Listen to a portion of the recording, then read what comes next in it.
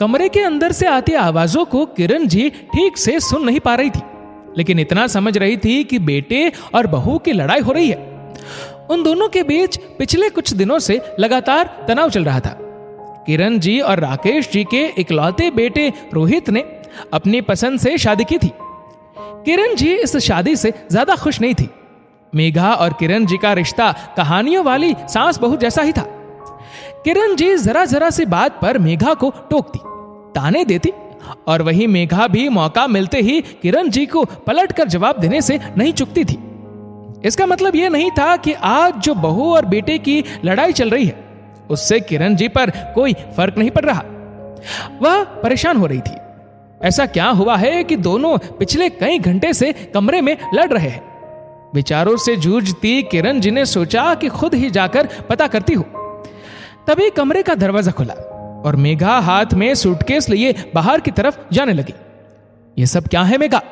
कहकर किरण जी ने आगे बढ़ उसका हाथ पकड़ लिया। कहां जा रही हो?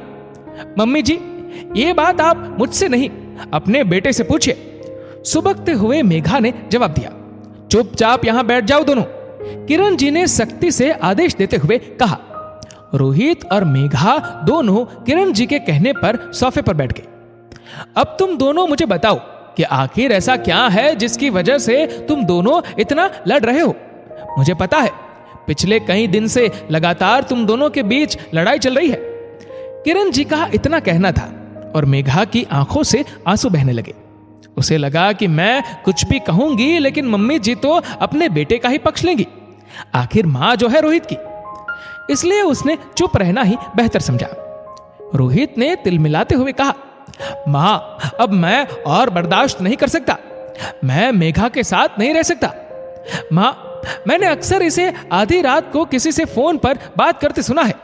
ये मेरी चोरी से किसी से चैट भी करती है।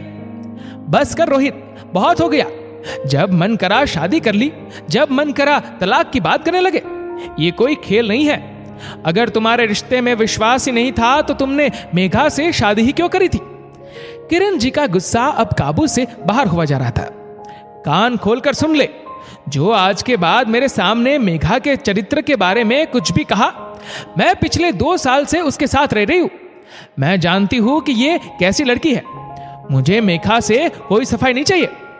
इसके बाद भी अगर तू सोचता है कि तू इसके साथ नहीं रहना चाहता तो दरवाजा खुला है, तू जा सकता है।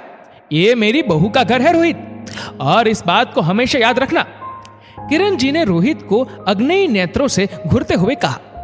किरण जी का इतना कहना था कि मेघा फूट फूट कर रो पड़ी और किरण जी के गले लग गई। चुप हो जा बेटी।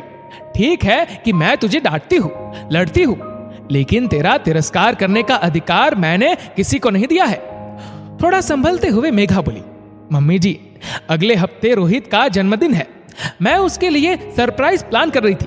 इसी सिलसिले में मैं रोहित की चोरी से अपने फ्रेंड से बात करती थी, लेकिन रोहित ने इसे गलत समझा और मुझ पर विश्वास ही नहीं करा, ना ही मेरी बात सुनी। रोहित हतप्रभ सा खड़ा रह गया। बड़ी मुश्किल से संयमित होते हुए बोला, मैं नहीं जानता था मेघा कि तुम मेरे जन्मदिन का सरप्राइज प्लान कर रही थी। रोहित, रिश्ते विश्वास की नींव पर टिके होते हैं।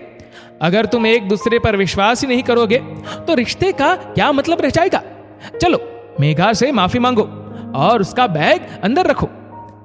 पति पत्नी के रिश्ते में अक्सर गलतफहमी हो जाती है और उसको लेकर लड़ना आम बात है। ऐसे में परिवार के बड़ों की समझदारी से बात बढ़ने से रोकी जा सकती है। सास बहू के रिश्ते को लेकर सबके अपने अलग अनुभव होते हैं। अक्सर सुना जाता है कि जैसी सास कहानियों में होती है वैसी वास्तविकता में नहीं होती। यदि आपको मेरी कहानी अच्छी लगी तो मैं आपसे विनती करता हूं कि इस कहानी की सास की अच्छाई आप स्वयं में समाहित करने की कोशिश करें, ना कि किसी दूसरों से अच्छाई की अपेक्षा करें। अगर आपको वीडियो अच्छा लगा हो तो इस वीडियो को लाइक करेगा, शेयर करेगा ज्यादा से ज्यादा लोगों तक, और ऐसे ही और भी इंस्पिरेशनल वीडियोस के लिए हमारा फेसबुक पेज आज ही फॉलो करें। धन्यवाद।